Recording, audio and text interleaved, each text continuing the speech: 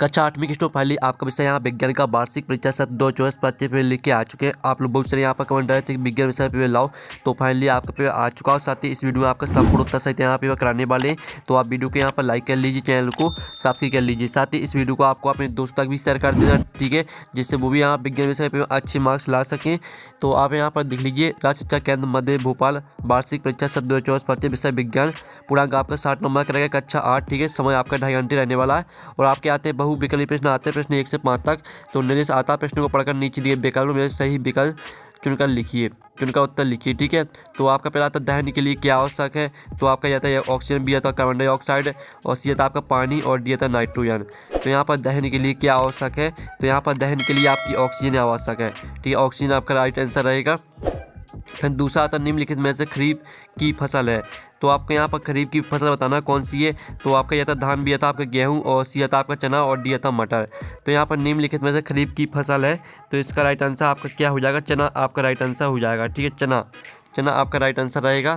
फिर आपका यहाँ पर तीसरा आता है सामान्य आवेश एक दूसरे को करते हैं, प्रतिकर्षित, और बी था आकर्षित, और सी था आ और बा दोनों, और डी था इनमें से कोई नहीं। तो यहाँ पर सामान्य आवेश एक दूसरे को करते हैं, प्रतिकर्षित, ठीक है। आपका यहाँ पर तीसरे का एक करेक्ट आंसर रहेगा। फिर आपका जो चौथा दिया गया है पृथ्वी का कंपन कहलाता है, तो आपको बताना है कि पृथ्वी का कंपन क्या कहलाता है, आपको यह बताना है, ठीक है। तो ये आता ज्वालामुखी, बी आता भूकंप, और सी आता भूषण, ठीक है, भूषण, और आपका डी आता है ज्वार भाटा। तो यहाँ पृथ्वी का कंपन कहलाता है, तो इसका आंसर आपका भूकंप हो जाएगा।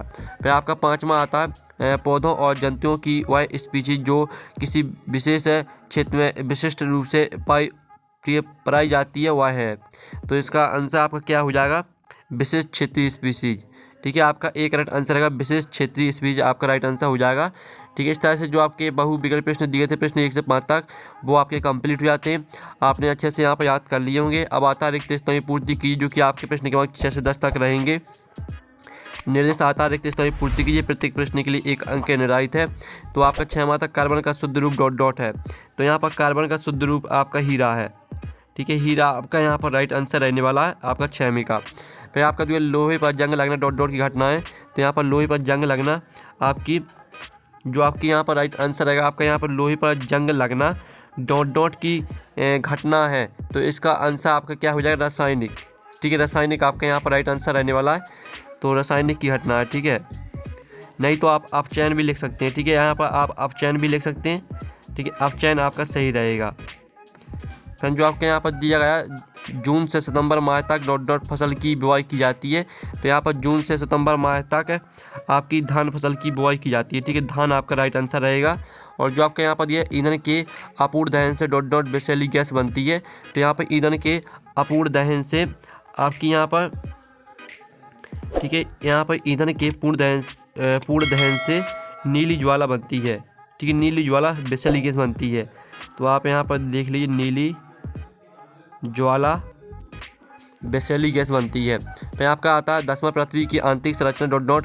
फल आकृति जैसी होती है, तो पृथ्वी की आंतरिक संरचना प्याज की परतों जैसी, ठीक है। आप यहाँ पर देख लीजिए, प्याज की परतों जैसी फल आकृति जैसी होती है, ठीक है। इस तरह से आपका इसका आंसर रहने वाला है, तो आप यहाँ पर अच्छे से याद कर लीजिएगा, ठीक है। प्याज की परतों जैसी फल आकृति जैसी होती है, ठीक है। इस तरह से आपके रेगिस्तान यहाँ पर कंप्लीट हो जाते हैं। अब आते हैं अतिलिखित प्रश्न आते हैं, प्रश्न के बाद 11 से 16 तक। निर्देश आता है प्रश्न को उत्तर 1 या 2 वाक्यों में लिखिए, प्रत्येक प्रश्न के लिए 2 अंक निर्धारित है। तो आपका 11वां आता भंडारण से पहले दानों बीजों को धूप में क्यों सुखाया जाता है, ठीक है। तो जो इसका आंसर रहेगा वो हम यहाँ पर देख लेते हैं। तो स्टूडेंट आपका यहाँ पर जो 11वें क्वेश्चन का आंसर रहने वाला है वो आप यहाँ पर देख लीजिए, दानों को बीजों को भंडारण से पहले धूप में सुखाने के कारण उनमें नमी की मात्रा कम करना होता है, जिससे वे सड़ने, फफूंद लगने और अंकुरण से बचते हैं। ये आपका 11वें क्वेश्चन का आंसर रहेगा। फिर आपका जो 12वां क्वेश्चन यहाँ पर दिया गया है, कोक क्या, इसके उपयोग बताइए। तो आप यहाँ पर थे, कोक एक कठोर काला ठोस ईंधन है जो कोयले के निष्कासन से प्राप्त होता है। इसके उपयोग इस्पात निर्माण में, ईंधन के रूप में, औद्योगिक प्रक्रिया में, ठीक है। आपका 12वें क्वेश्चन का आंसर हो रहेगा। फिर जो आपका 13वां क्वेश्चन दिया, IVF का पूरा नाम क्या है, लिखिए। तो आपको IVF का पूरा नाम बताना है। तो यहाँ पर IVF का पूरा नाम होता है इन विट्रो फर्टिलाइजेशन, ठीक है। आपका यहाँ पर 13वें क्वेश्चन का आंसर है इन विट्रो फर्टिलाइजेशन होता है IVF का पूरा नाम। फिर जो आपका यहाँ पर 14वां क्वेश्चन दिया गया है, किशोरावस्था में होने वाले 4 शारीरिक परिवर्तनों की सूची बनाइए। तो आप यहाँ पर थे किशोरावस्था में होने वाले 4 शारीरिक परिवर्तन: शरीर की लंबाई वृद्धि, आवाज़ का भारी होना, और चेहरे और शरीर पर बाल उगना, और प्रजनन अंगों का विकास। ठीक है, आपका 14वें क्वेश्चन का आंसर रहने वाला है। फिर जो आपका 15वां क्वेश्चन यहाँ पर देख लेते हैं। ठीक है, बल से कौन कौन से परिवर्तन संभव है। तो आप यहाँ पर देख सकते हैं, बल से निम्नलिखित परिवर्तन संभव है: पर्वत निर्माण, भू आकृतिक निर्माण परिवर्तन, और धरती की ऊंचाई में परिवर्तन। ठीक है, आपका 15वें क्वेश्चन का आंसर रहेगा। फिर जो आपका 16वां क्वेश्चन दिया गया, ऊंचे घरों भवनों में त्वरित चालक क्यों लगाए जाते हैं। तो इसका आंसर आप यहाँ पर देख लीजिए, ऊंचे भवनों में त्वरित चालक लगाए जाते हैं ताकि बिजली गिरने की स्थिति में या बिजली को सुरक्षित रूप से भूमि में प्रवाहित कर दे और भवन तथा उसके निवासियों की रक्षा हो सके। ये आपका 16वें क्वेश्चन का आंसर रहेगा। ठीक है, अब चलिए आपके यहाँ पर जो अति लघु उत्तरीय प्रश्न दिए थे, प्रश्न 11 से 16 तक, वो आपके कंप्लीट हो जाते हैं। अब आते हैं लघु उत्तरीय प्रश्न, आते हैं 17 से 22 तक। निर्देश आता प्रश्न को उत्तर 40 से 50 शब्दों में लिखिए, प्रत्येक प्रश्न के लिए 3 अंक निर्धारित है। तो 17वां आता आदर्श ईंधन के आपको लक्षण लिखना है। ठीक है, तो ये आपके आदर्श ईंधन के लक्षण दिए गए हैं। ठीक है, उच्च ऊष्मीय मान होना चाहिए, प्रदूषित रहित होना चाहिए, जलने पर अवशेष न छोड़ना चाहिए, और सस्ता एवं सुलभ होना चाहिए, आसानी से संग्रहण और परिवहन योग्य होना चाहिए। ठीक है, ये आपका 17वें क्वेश्चन का आंसर रहेगा। फिर जो आपके यहाँ पर दिया गया रेड दादा पुस्तक क्या है। ठीक है, तो चलिए हम यहाँ पर इसका आंसर देख लेते हैं, 18वें क्वेश्चन का आंसर।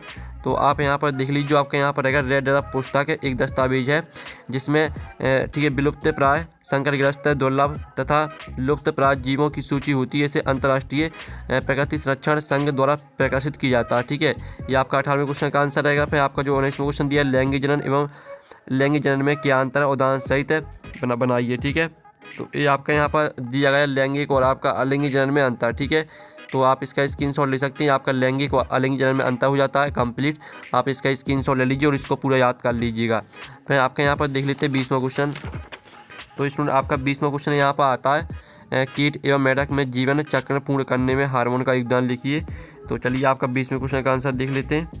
तो ये रहा आपका 20वें क्वेश्चन का आंसर। ठीक है, आपका यहाँ पर आंसर दिया कीटों में और मेढक में, तो इसका भी स्क्रीनशॉट आप ले सकते हैं।